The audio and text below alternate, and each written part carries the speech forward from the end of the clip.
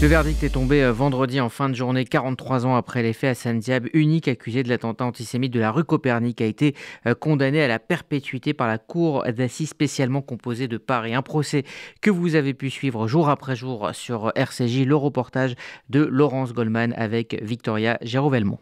Coupable. Le verdict a retenti vendredi soir à l'issue de 8 heures de délibération dans le silence total d'une salle d'audience comble. Avocats, journalistes et surtout partie civile, ancienne victime du premier attentat antisémite de l'après-guerre en France. L'unique accusé, Hassan Diab, a été condamné en son absence à la réclusion criminelle à perpétuité. La Cour a également décerné un mandat d'arrêt à son encontre, l'universitaire libano-canadien qui vit à Ottawa. Alors que du côté des parties civiles, on redoutait un acquittement, le jugement a donc été sans appel. Dans la salle d'audience, un souffle de soulagement a parcouru les rangs des victimes et de leurs avocats. Martine avait 19 ans ce soir de Shabbat. Elle se trouvait à l'intérieur de la synagogue avec ses amis. On a eu du mal à comprendre et à réagir. En fait, la salle est restée complètement silencieuse. Il n'y a pas eu un mot pendant 3-4 minutes. Et puis, on ne réalise pas, de toute façon. Et tant qu'il ne sera pas en France, la réalité, c'est que ça ne va pas changer. Mais c'est un point moins, c'est un soulagement. Et on se dit que les victimes visibles, qui étions nous, les fidèles de la synagogue, on ne s'est pas mobilisés pour rien. Je pense que c'était bien qu'on soit là. Pour Philippe, 19 ans au moment des faits et présent lui aussi à l'énoncé du verdict, cette décision de justice est historique. Ce soir, c'est une décision importante, historique à mon avis. La reconnaissance effectivement d'Hassan Diab comme le poseur de bombes, le terroriste qui était là à ce moment-là.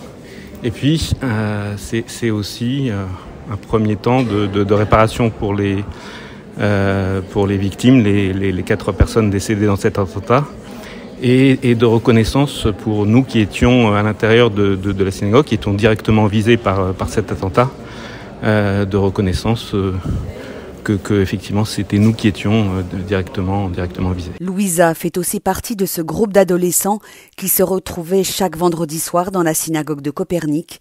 Elle se dit fière de la France qui a reconnu que ce sont bien des Juifs qui ont été visés. Je suis quand même rassurée parce que je suis fière de la justice française et contente parce que quelque part il y a une reconnaissance 42 ans et demi après. On n'est plus invisible. Ce que je veux dire, c'est que là, on a reconnu qu'il y avait une synagogue pleine, qu'il y avait une synagogue qui avait été attaquée et que c'était un acte antisémite. Pour les avocats des parties civiles, c'est un long combat judiciaire qui a été mené parfois depuis 43 ans.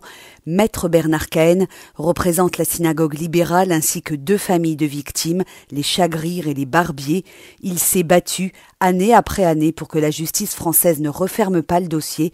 Pour lui, ce jugement est une belle leçon donnée aux terroristes. D'abord, évidemment, une grande satisfaction, puisque ça faisait 43 ans qu'on attendait ce jour, et que la Cour, si vous voulez, a très bien motivé sa décision, a écarté les possibilités d'un doute, et que dans ces conditions, je pense que c'est une belle leçon de donner aux terroristes. Maître David Père représente lui aussi des parties civiles à ce procès.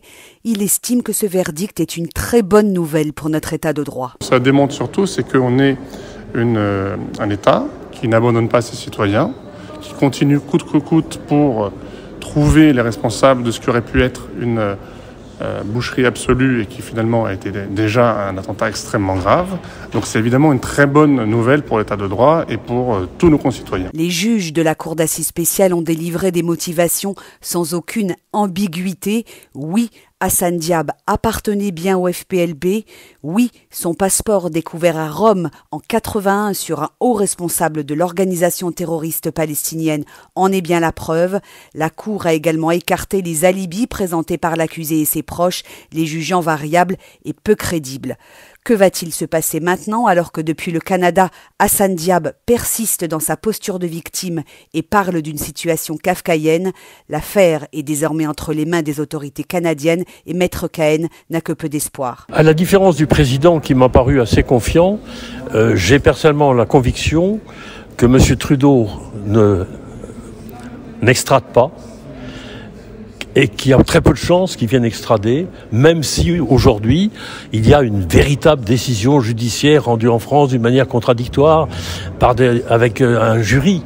Malgré tout, si on prend la politique traditionnelle de M. Trudeau, j'ai peu d'espoir. Et puis il faudra tellement d'années pour obtenir l'extradition que je ne sais pas quelle sera la justice en France à ce moment-là. Si David Père se montre plus optimiste quant à l'issue de cette procédure judiciaire, le procès qui vient de s'achever ne marque pas encore pour l'avocat un point final à l'affaire de l'attentat de la synagogue de Copernic. Je crois que malheureusement, ce n'est pas encore un point final, parce que je pense que malheureusement, nous allons avoir encore beaucoup d'avanies procédurales et beaucoup d'embûches avant que M. Diab soit présenté à des juges français pour répondre de ces actes. Un long épisode judiciaire s'est donc refermé vendredi soir avec cette condamnation de l'un des auteurs de l'attentat de la synagogue de Copernic. C'est une autre page qui s'ouvre à présent et qui se joue de l'autre côté de l'Atlantique. Voilà, Laurence Goldman avec l'aide de Victoria Géraud-Valmont et montage d'Églantine Delalleux. Voilà donc pour la conclusion de ce procès que vous avez pu suivre sur RCJ.